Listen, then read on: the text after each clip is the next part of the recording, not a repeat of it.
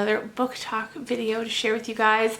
Today we're talking about You Will Remember Me by Hannah Mary McKinnon. And I just finished this book last night and it was honestly a really interesting read. It was darker than I thought it was going to be, which I really enjoyed. Sometimes everything cleans up so nice and neatly and that's a bit of a bummer. But this was dark and I loved it. So this is a bit of a thriller, a bit of a mystery, and it's told from 3 separate points of view. So we've got the man on the beach, Lily, and Maya. So the book starts off, a man wakes up on the beach. He has no memory of who he is or where he is or why he's there or what's happened to him. And we see him trying to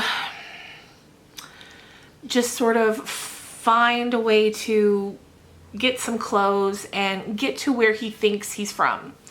So he's in one state and he's like, you know what, something tells me I'm from a different state.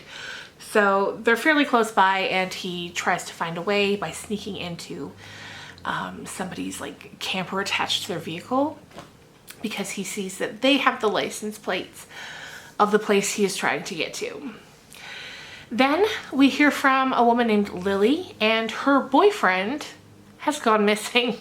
The last she heard, he was going to go for a swim in the ocean before he went to her house like he often did in the nights after work. And he didn't show up afterwards, and now it's morning and she goes to his house and there's no answer and she's calling him and she can't find him.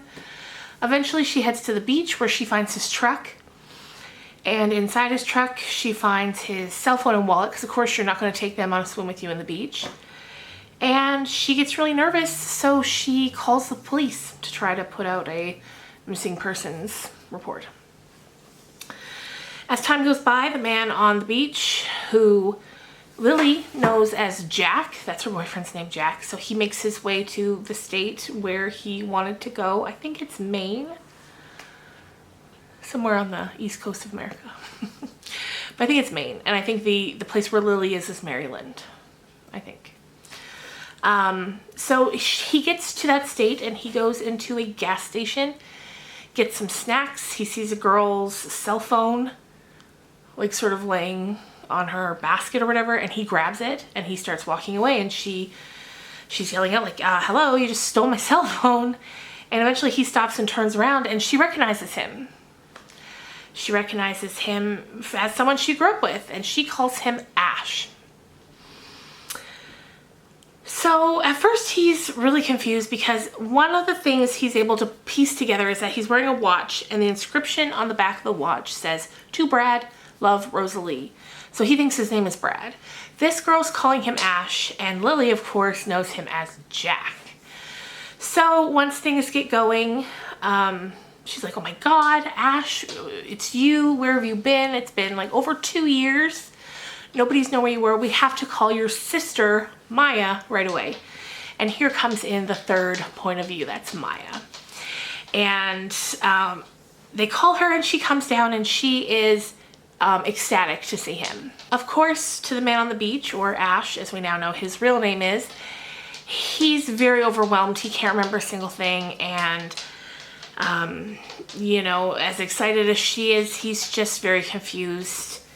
And so she tries to piece together some things for him. They're actually step siblings. They met when they were teenagers. Their parents got married. At this point, all of their parents, both sets of their parents, have all passed away. And it's just Ash and Maya left really in the family. So like I said, they met when they were teenagers, and they've been, you know, it's just been the 2 of them ever since. And Maya tells Ash that they were really, really close. And from there, things just really, really go, they get intense for a while. So there's something in Ash's soul that tells him he can't go to the police to talk about it. He's like, I don't know why, but I know I should go nowhere near the police. He's also really reluctant to see a doctor, but eventually he does, and the doctor seems to think that it's a temporary amnesia. So back in Maryland, Lily is frantically trying to find her man. She's so scared. The police are kind of like, you know, we looked for a long time. We're not finding anything. You need to maybe start to come to terms with the fact that maybe he's dead. Like, maybe he's not coming back. But Lily just can't let that go. She can't go there. She can't go there yet. After a bit of digging, the police find out what we, already know, that his name isn't really Jack. And Lily's like, what do you mean? She's like, the police are like, we don't know why he would have been giving you a fake name, but that person, Jack Smith, does not exist. None of the info that you gave us associates with an actual living person. And Lily's really confused because, like, her and Jack were together for over a year. Like, they were in a long-term relationship, and, they didn't live together yet, but that was next on the docket, that was in the works. So that's, obviously a very upsetting thing to learn about your long-term partner, that they were lying to you the whole time. But Lily's still very, very determined to try and find him. She believes that somewhere he's out there. Meanwhile, back in Maine, we learn some things about Jack's past as Jack is learning it. We see him get into some altercations with some local people. One man in particular is very upset with him. Very, very upset with him. And we learn that this man has every right to be so upset with him. When they were kids, Ash was involved with his sister. And then his sister ran away and they haven't seen her in years. Then Ash was involved with this guy's ex-girlfriend many years later.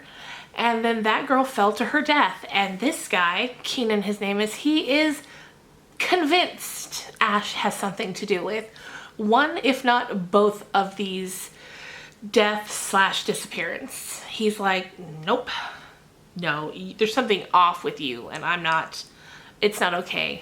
We're not okay. There's something very wrong with you in this whole situation.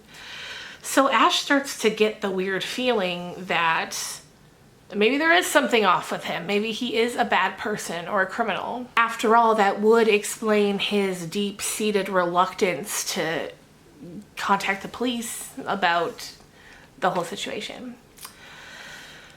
So, as the book goes on, we start to get really bad vibes about Maya, the sister. We start to learn that though her and Ash are siblings, they're step siblings, and we start to think that maybe Maya is obsessed with him in a romantic sort of way. We get to see jealousy popping up currently and also in some of the flashbacks that we get to when they were children. And it's just very unsettling. From there, the story completely just builds up to a fever pitch. I kept wondering what was going to happen, how it was all going to end. And I was fairly satisfied with the ending. Is it the most realistic of endings? Maybe not, but it was dark and it was fun and I really enjoyed getting to the end of it. So, if you don't want any spoilers, now is the time to click away. But I know that a lot of you guys like to just listen to the book talks and then get told the endings so that you can feel like you've heard the whole story. So if you do not want to hear the ending, now's the time to click away. Thank you for watching and I'll see you in the next one. Okay, so here you go, you guys. It's funny because when I was about 50 pages in, I looked at my husband and I said, it's the sister. All of this is about the sister. And I always like to tell him that so that when I'm done the book, I have someone to go back to and tell if I was right or wrong. I'm sure he's like, why are you telling me this? But I do it every time. So I was correct. And I was able to call it very, very early on, which sometimes leaves me like, but I didn't mind it for this because I still enjoyed seeing where the story would go. And I enjoyed seeing just how crazy this girl was. So, it wasn't a twist that it was her, but it was still fun following along the journey. So yes, it's the sister. Finally, at one point, Lily ends up in the same town where Ash is, and they try to reconnect, and he's slowly but surely getting some memories back. And the fact that Lily's there is driving Maya crazy, because in her mind now was finally going to get to be their happily ever after that she had always wanted. But now Lily's here, and that's throwing a wrench in everything. So over time, as Ash and Lily are falling in love again as their authentic selves, Maya starts to really try to sabotage the whole relationship by making Lily look like an absolute criminal. At one point, Lily gets a part-time job just to, have money so she can live while she's there. And it's a place where Maya also works, and Maya steals money from, like, $800 from the hotel where they work, or the restaurant where they work, and frames Lily for it. And she steals Ash's watch and hides it, or she steals throat earrings and hides it, drugs and hides it, and then helps Ash, trying to crack the mystery of where all the things are going, and then leads him to Lily's things. Which, I don't know if I mentioned this earlier, but remember how Ash was a little confused about his watch because it said to Brad Love Rosalie? Those were his parents. So that's why he had that watch with that name on it. So eventually, I'm like, what's going to happen? What's going to happen? Because eventually Maya kills this one guy, McKinnon, who kept getting in Ash's face about everything. And eventually we know that Maya is responsible for the death of those two girls. The one that they think is missing, she's also dead, and she's buried in the backyard. And then the one that they know who died, the second girlfriend, Kate, she fell off a cliff when she was jogging, and Maya reveals that she was the one that pushed her. So now, of course, Ash is getting very terrified because he sees Maya for what she is, too, an absolutely psychotic person who has no problem taking other people's lives. So at this point, her body count is up to 3. Then towards the end, Ash and Lily are kind of trying to make a run for it, and they're in the house, they're in this garage, and Maya kills Lily, one of the main narration characters, like one of the main point of view characters. I honestly, for me, that was the biggest surprise. I didn't think they would do that, but they did, and I love that they did. So she kills Lily, buries her in the backyard, another one, body counts up to 4 now, and then she keeps Ash hostage in the garage. She puts up, soundproof panels so nobody can hear him. She keeps him drugged and sedated so that he can be easily controlled, and then that's the end. That's where the story ends, with Maya having Ash drugged in the garage. Like I said, it goes dark. Is it the most realistic? I don't know, probably not, but I thought it was really fun and I really enjoyed it. So you guys, that's gonna do it for today for You Will Remember Me by Hannah Mary McKinnon. I've heard that this author has some more books out. I think this is her 5th book, from what I could tell. I'll definitely be checking out more for books. There's something so fun about a nice, quick thriller that you can read through, that you can't book down, that's really gripping, and this was definitely one of those. So, okay, I don't know if you can hear my dog, but she is 6 inches away from me, just snoring. Of course, now she stops. Anyway, thank you guys so much for watching. I hope you have a great day, and I will see you again real soon. Bye.